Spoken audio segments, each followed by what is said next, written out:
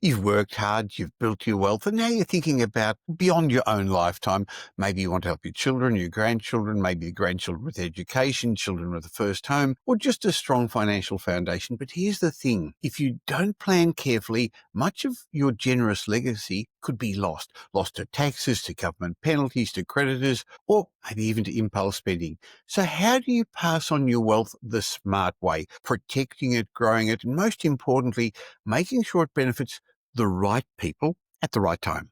That's what I'm going to discuss today with Ken Race, Australia's leading property tax and estate planning strategist and director of Metropole Wealth Advisory. He's going to walk us through how to future-proof your legacy, avoid common mistakes, and make sure your grandchildren and your children, the people you're intending to, come out on top. Now, even if you don't have children or grandchildren yet, if you're interested in growing your own wealth through property investment, you're going to learn some valuable lessons from Ken to help you build lifetime and intergenerational wealth. So welcome to another episode of the Michael Yardney podcast, where I help you cut through the clutter of the many mixed messages about wealth creation, finance and property. So let's learn from Ken so you can develop your own wealth and leave a legacy that you want.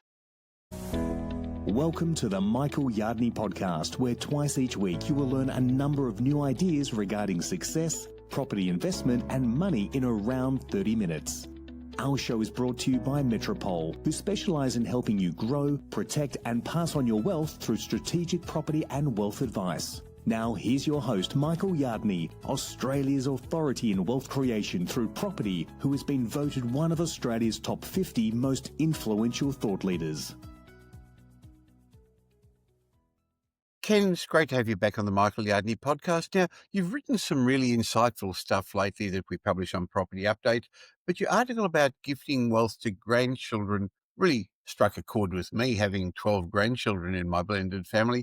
But I think so many people in our generation are thinking about legacy more now than ever before. I guess the baby boomers are wealthier than their parents were. And as I said in the introduction, even if you don't have children or grandchildren yet, the conversation I'd like to have with you, Ken, should be able to everyone should be able to get some benefit from how to plan for their futures. I think that's right, especially as we're living longer and longer. I mean, what's the stat now? If you're 60 and reasonably healthy, you're likely to live beyond 90. So if you pass away at 90 and you're passing wealth down to your children who are in their 60s, how much enjoyment are they going to get out of that? So more and more people are looking to skip a generation. They're going to get enjoyment, but they're not going to need it anywhere near as much as they would have 15, 20 years earlier. Yeah, absolutely right. Poor choice of words. No. So... You tell my kids to skip a generation. See what they say. That's right. So I think more and more people are looking to say, well, if my kids need help, yep. But then let's move it down one where they get maybe a bigger bang for their buck, if you like, to help people well and truly on the wealth ladder to either buy a first home, to invest, et cetera, et cetera. Sure. So I guess part of the aim, and we've had a previous podcast discussion about this, is to actually build a substantial asset base so that in your golden years, you don't eat it all away and you leave some there to enjoy your life, but also for future generations. But it's not really about writing a check and hoping for the best. From what I can see, there's an art more than a science to getting this intergenerational wealth right, Ken. There certainly is. And can I say the family has to be behind you? Because you don't want fights afterwards, after you've passed away, that why did this person get money and not me, et cetera, et cetera. So one of the biggest mistakes that I see grandparents make is they actually artificially reduce their standard of living to help one of the children or grandchildren. My addict is you got to help yourself first. Yep. It's like what they say on the planes, when the oxygen mask drops down, fit it to yourself first before the kids. So there is that old adage of the ski people spend the kids' inheritance, but that's, I think, got to be partly implemented. You don't want to do without in your golden years just to give a little bit to other people. And then if you've got enough, then you start thinking a bit more broadly. Well, various reports have suggested that anywhere between $4 and $6 trillion is going to be handed over as the biggest wealth transfer ever, intergenerational wealth transfer, over the next 15 years as the baby boomers die. And interestingly, in general, men die before the women, so it's when the mum dies. But more and more people are wanting to do something earlier on, and I guess that's where the bank of mum and dad is coming in, and they're helping children and grandchildren getting in. But I know that in your article you mentioned some of the most powerful tools for wealth transfer, including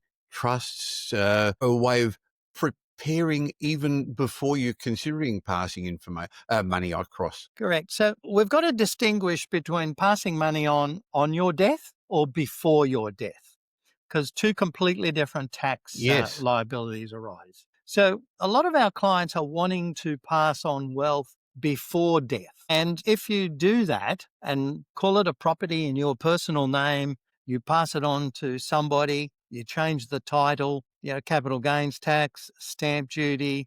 There could be different land tax implications. The borrowing restrictions could be different for that new owner. So a lot of people choose to buy assets in a more flexible way than in personal names, and that is via a family trust, a discretionary trust, because you can change control of that trust without triggering those taxes. So if you're thinking of moving assets pre-death, that is a very, very strong tool to use. Well, a trust or the corporate trustee is basically really, as a corporate trustee, is a separate legal entity, and that still owns the assets, whether it's Yep. shares, EFs, a property, business, whatever. And so the directors can change, but there's no real change of ownership, legal title. And so that's a great way of doing things.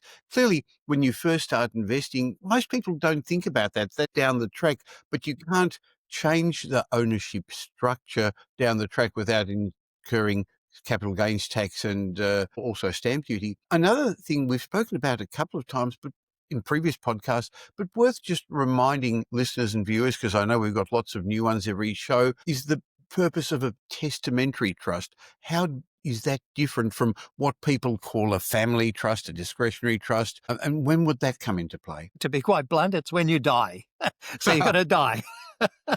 So a testamentary trust is very similar to a family trust, but with significant tax and other protective mechanisms attached to it. But it is only set up on your death. But you have to provide for it in your will. When you die, your estate is then going to be managed by your executor. Maybe we should do a podcast one day on those sorts of positions. But your executor will then manage the transfer of your assets. And as part of that, they will execute the testamentary trust that you requested as part of your will. So then assets transfer to the trust. And that has got... At this stage, there's no tax No implications taxes. on that. No tax implications, no stamp duty implications. And it gives a significant benefit over the traditional way of passing assets, which is I'll just pass it to the person or group of people in their personal name. And that's what 50% of people actually don't have a will. The numbers come down a bit where people have been listening to this sort of podcast and reading. So well done, everybody. But out of the 50 that do, when we speak to our proportion of clients and we tell them, well, this is what your will says, they're actually quite surprised because the traditional out of the box will is really quite punitive in relation to things like taxes, asset protection, family breakdowns. So people are wanting something better, which then is the testamentary trust. So testamentary trusts have to be set up in advance and also put in the will, but they have compelling tax advantages for minors, in many ways, your grandchildren. So if you pass it on to your children, you can, the people who now own the assets actually have quite a few advantages. Correct. So a minor for tax purposes is someone under 18. So if you earn income that you haven't physically worked for, so it's not your paper run or working at McDonald's or whatever, so you earn interest or you get rent or you get dividends, the tax rate starts at 66%. And I'll repeat that, 66%. So this is for minors? For minors. Under 18? Under 18 for funds that they've generated outside of physically working. In other words, if a parent chooses to distribute from the family trust Yep. or give in other ways, they'd actually have to pay a punitive tax rate. Correct. And then it's on a sliding scale down to eventually 45, plus Medicare levies, of course. So quite punitive for tax. And the other thing is, because it's in a trust environment, you can then manage your tax affairs because you can split money then to different beneficiaries, meaning different grandchildren or whatever, as opposed to it all goes to an individual who might be paying the highest marginal tax rate. Okay, so again, it's important to get advice long before you need it. You never know when something's going to creep up. People think gifting during their lifetime is simpler, though. Ken, what should they be aware of? And especially if they are in the position that they get benefits from Centrelink. Funds from a testamentary trust, i.e. the trust that was set up on your death that received the assets, income to a minor child, the child is taxed at the adult tax rates, not the punitive rates. And that makes a significant difference because the 18,200 tax-free, then the 19 cents and so on and so Yes, forth. yeah. Well, I know Yeah. I've taken advantage of that to be able to distribute to my grandchildren. So again, get proper advice. And that's one of the things you and your team at Metropole Wealth Advisory do. At Metropole, sure, we help our clients grow, protect their wealth through property advice, but also from your team through strategic wealth advice. So back to my question of a moment ago, what about giving gifts, money, or transferring things during your life? Is it easier or harder? Look, for some people it's easier. So if you're self-funded, if I can use that term, you're getting no financial benefits from the government, no Centrelink payments, then you just can do that. Obviously, the type of asset creates capital gains tax or stamp duty implications, depending on what the asset is. But for Centrelink, they go much further. Because Centrelink is based on incomes and assets, they actually maximize the level of gifting. $30,000 every 5 years you can gift, with a maximum, I think, of $10,000 in any 1 year. I guess they're doing that so people don't get themselves within Centrelink's scheme system by giving away their money. Correct. And that's the primary reason for doing that. So live off your wealth as much as possible is the adage that the government has, and then only come to Centrelink for when it's needed. But I people can can understand obviously, that. people can obviously have a combination of some Centrelink money and some privately generated income. Now, Ken, you wrote in your article, and I'll leave a link in the show notes to that article, that superannuation can either be a friend or actually a foe when passing on wealth to your children and grandchildren. Can you explain what you meant by that? Yeah. So again, I'm harping back on the disclaimer we made about this is not superannuation advice. Definitely. The ATO's got a funny opinion of who a dependent is. So to receive money out of your super tax-free, you've got to be a spouse, and there's a very broad definition of spouse to basically capture most people. Mm-hmm. A child, but that is someone under 18 or 25 if they're studying full-time. Someone who's financially dependent or someone who has an interdependency. So that means if you leave funds to your 20-year-old grandchild, the ATO says they're not a financial dependent because they're over 18, and therefore they're taxed at normal rates. So it doesn't go to them tax-free. So they'd have to pay 15% tax on the money that they're receiving out of that super.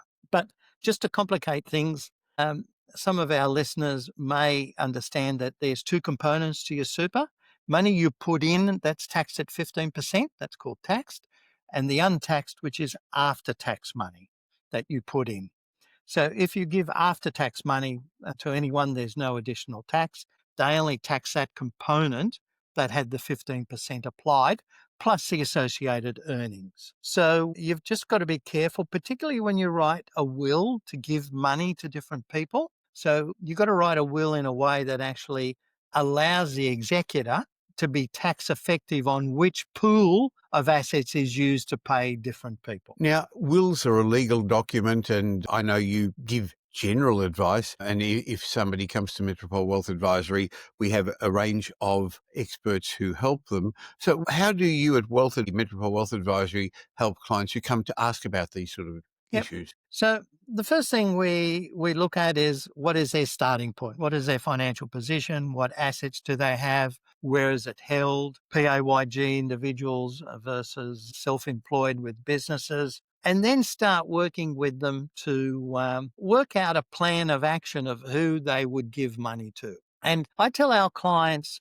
and I use this figuratively, this statement, it's kill the relatives. A lawyer that I used to do a lot of work with came up with this. He doesn't literally mean kill, but he means think of who will get the money after the person you give it to dies. Interesting. So you think through all this. So then when you go to the lawyer, that bill to produce that will would substantially be lower than had that lawyer tried to drag it out of you.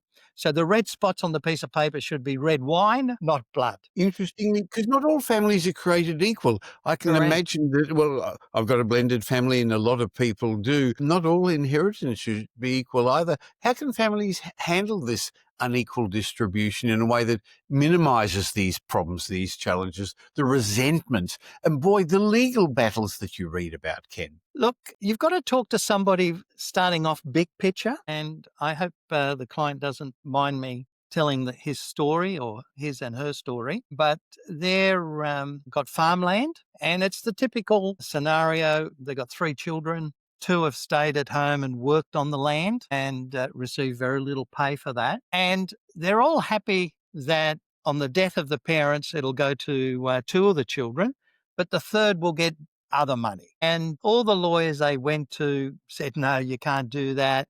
There'll be a claim made by the third, and give it to them before you die. So we calculated that the tax would be over $2.5 million plus stamp duty if they did it now. But we understand that you can do this, and we refer them to a lawyer that we know has done this sort of work in the past, and then they were able to achieve that objective. So particularly with complicated blended families, complicated assets, you've got to understand the issues and then talk to somebody who will direct you to the most appropriate person. And that's what we did for this particular client, and did a lot of the tax work and things of that nature, which was substantially lower cost than the lawyer doing it, of course. Sure. So again, if you're interested in getting Ken and his team involved in, or just having a chat about what your options are, go to metropole.com.au. I'll leave a link in the show notes. And when you leave your details, say that you want to speak about wealth. And sure, we're talking about wealth in general, but also Metropole Wealth Advisory really there's what we're getting at, so that you can have a chat with Ken and his team specifically to understand what your options are and what you could do, because there are multiple options. I mean, property is usually a big part of many Australians' wealth. What are the capital gains tax considerations when passing on real estate to children or grandchildren? So property, let me wrap property up as if it's any other asset. So on death, the asset gets passed on, whether it's a testamentary trust or direct, no capital gains tax, no stamp duty.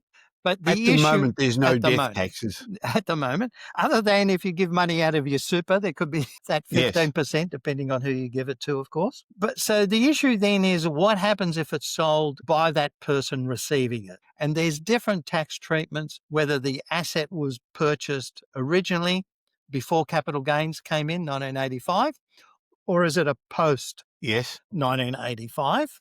And there's also some complications if it was a pre-capital gains tax. If there's been substantial improvements, we've got to distinguish what is the pre-capital gains component and the post. So we help our clients understand that, so they understand what would happen, because a lot of our clients want to pass on assets, call it a property, knowing that within a few years it'll probably be sold to then be upgraded into a different family home to that person. Yeah.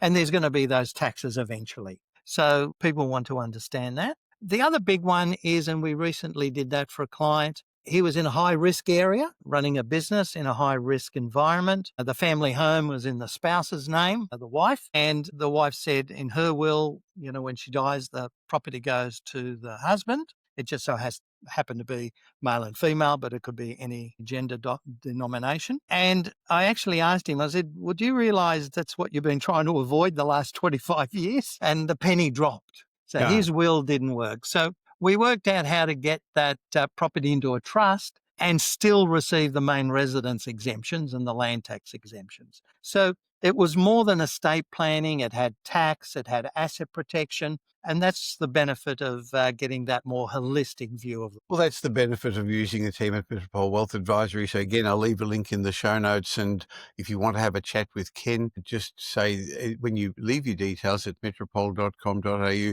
that you want to talk about wealth. And Ken would love to have a quick chat with you about your options and then see if you'd like to work together. Now, Ken, in your article, you also mentioned investment bonds. I think that's a lesser known option. Not everyone understands that. Why do you like them as part of a wealth transfer strategy? Look, again, not financial advice, but a lot of people are concerned, particularly with, the over 2 or the over 3 million super issues and grandparents, how to leave money to grandchildren that are young, minus tax, et cetera, et cetera, et cetera.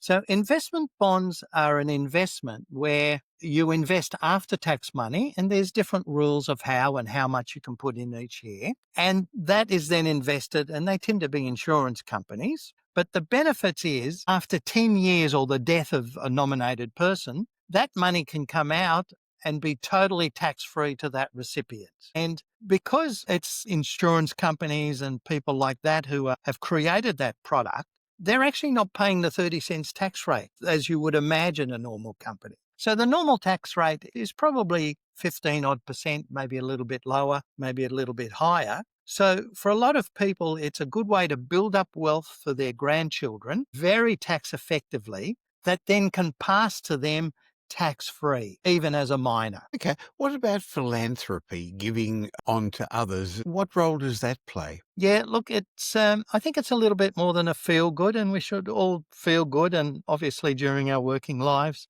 people can obviously give money to charities at different levels, depending on what you do. We know a lot of people who don't give money but give time. And then on death, they leave money to a charity. I tell people be very specific about the charity, because you don't say, it's an example that comes to mind, the seeing eye dogs. It's each state has got a different tax exemption and a different tax file number. So Really? you don't want it to go into a bucket that you don't know where it's going to go. So be Uh-huh. very specific, and normally you can find out exactly how to refer to them by talking to the relevant charity. The other thing is, for a couple of our clients who have no family, they've set up, if you like, legacy funds that generate income to pay donations. I had a client who set something up to fund 2 engineering chairs at one of the universities that she studied at. And that was her Interesting. way that the family name would continue.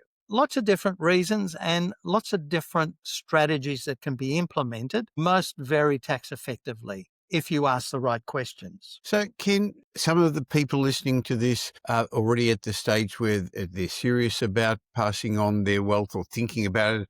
Others are still early in the journey. What are the first steps you'd advise to somebody who's thinking about legacy planning? Look, I think you have to go through in your own mind what you think the broad brush strokes are of where your money would go and when, and then speak to somebody who has the knowledge to transcend the tax, the structuring, the asset protection, the superannuation complexities, and go to them and, someone like us, if I can be so bold, who can actually then lay it all out so that we can then go to a estate lawyer to actually then draft it according to those wishes. People don't like to, if you like, what's the word, drive from the grave or force you to do things from the grave, but I say guide from the grave. Yeah, sure. So So, I guess it's important to recognize how important these legacy decisions are long, mm, long before you think you need to. It's timing, strategy, and also your values. Ken, that was very valuable. So anyone who wants to explore how to best protect and pass on their wealth, I really recommend you reaching out to Ken and the team at Metropole Wealth Advisory. And remember, it's not what you leave behind to your families, how you leave it, because mm. that makes a big, big difference. So again, go to metropole.com.au, and when you are asked what service you want, have a talk about wealth, mention wealth, and we'd be more than happy to have a chat. Thanks again, Ken. Look forward to catching up with you for the next show real soon. Thank you, Michael. Thank you, everyone.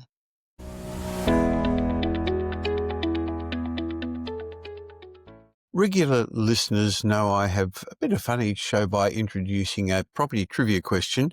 And if you go to propertytrivia.com.au and enter your answer, each week 3 correct answers win a hard copy of one of my books, Michael Yardney's Guide to Investing. And everyone gets a report, and I put a new report there so that you can get that, so that if you already entered before, you've got the opportunity of doing it again. And don't worry if it's a slightly older show, your entry will still count. So here's this week's question. I try to make it easy for you. What's the current GST rate in Australia? Of course, it doesn't apply to existing residential property, but the question is, what's the current GST rate in Australia? Go to propertytrivia.com.au. I'll leave a link in the show notes. Leave your answer and you'll get a report, and you've got a good chance of winning one of my books. Now here's Michael's mindset message. Remember, a change in your thinking will lead to a change in your life. In today's mindset message, I want to share a couple more of Seth Godin's wisdom quotes. Now, I started with some a couple of weeks ago in one of my previous podcasts, and the concept was I'm going to share some of his thoughts because for many Australians, they're playing small when they could be playing smart. So I'm going to share a handful of short quotes, and some of them are thought-provoking, so let's dive in. One of his quotes was, "Change almost never fails because it's too early. It almost always fails because it's too late." I guess what Seth Godin was saying is timing matters, and most of us hesitate for too long. So don't wait for things to be perfect. It rarely ever shows up.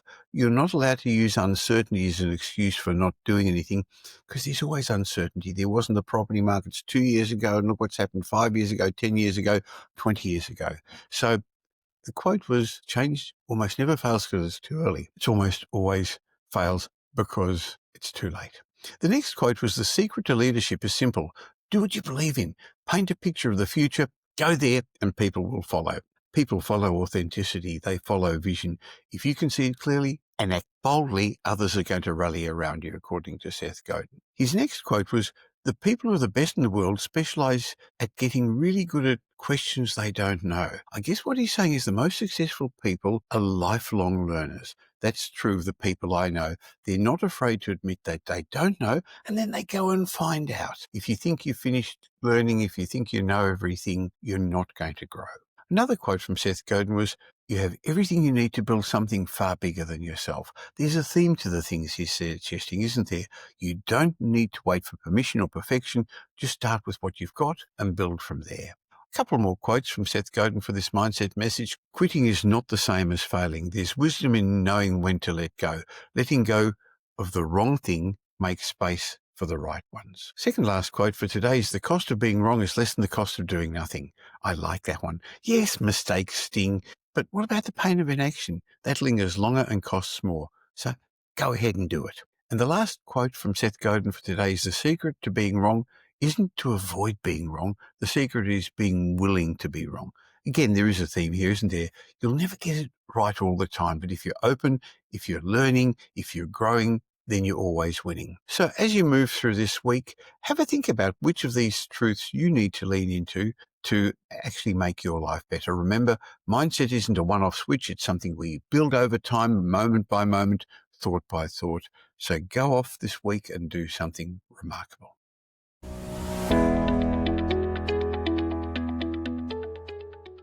Thank you for spending the last little while with me. I hope you got some benefit from this show.